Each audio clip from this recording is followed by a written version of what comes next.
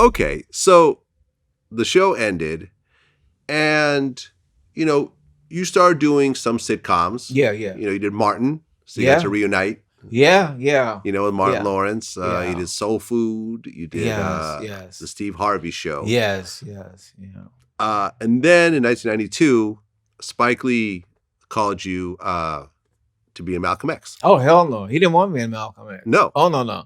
Okay. I wanted to be in Malcolm X. Everybody was trying to get into Malcolm X, and my agent and manager tried. And he did some, no offense, that he's a comedian. He's a comic, actor. Mhm. And so they couldn't get me in. I wanted to get in so bad, and so I had a friend, Montgomery Roberts, who's a great actor. So he pretended to be the manager, and Monty is, he's Jewish and black, and so Monty had this. He can't be a butthole, and so he says, "Look," he says, "white casting directors, Warner Brothers can see Ernest Thomas, but a black casting director can't see, or black director, you can't even give him the decency of a conversation.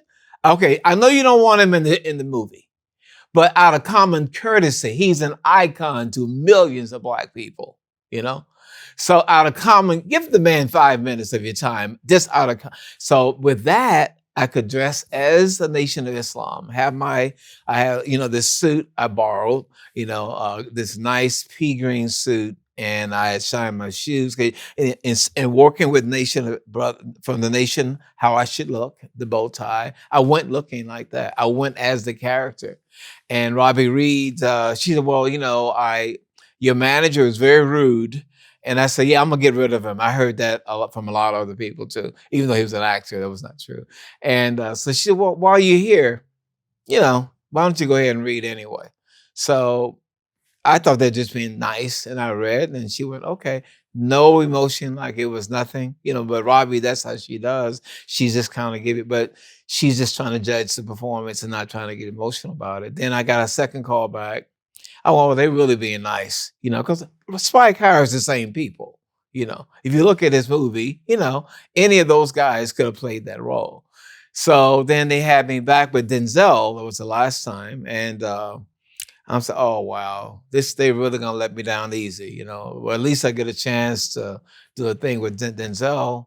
And I saw do the thing with Denzel. And as I'm leaving, Spike calls me and says, come back to the room. And he says, hey, you got the role, Then I went crazy, hugging everybody, Okay, and you played Sidney X.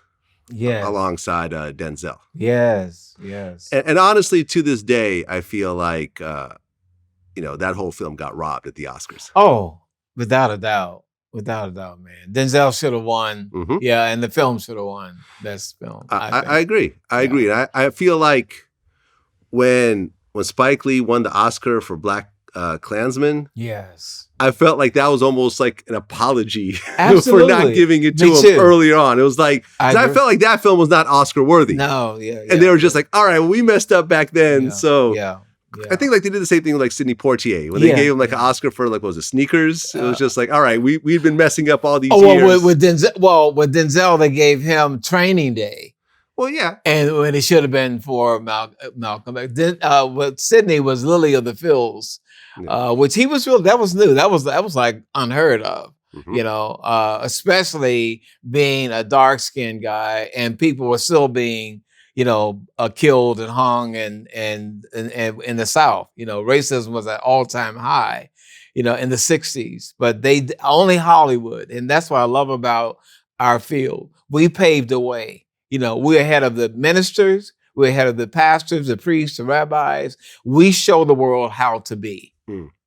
If you notice that, with anti-Semitism, with civil rights, with AIDS, with the film Philadelphia, only Hollywood could tackle that and make people, put a Tom Hanks or put a Katharine Hepburn and a Spencer Tracy, but guess who's coming to dinner, to make sure with the interracial thing. We are always ahead of the game. So I just want to get a shout out to the entertainment field. Yeah, I agree.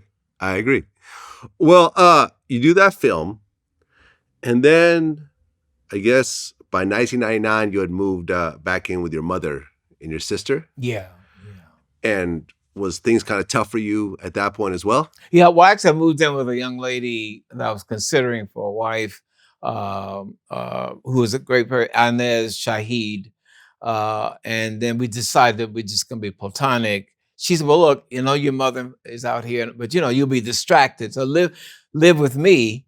And so I was in South Central. That's when I found out the Crips and the Bloods, and Hmm. I didn't even know I was, because no one bothered me. But I actually lived in South Central near Reverend Price's church there for 3 years. And then I moved out. Then I moved in with my mother in 2000. Yeah.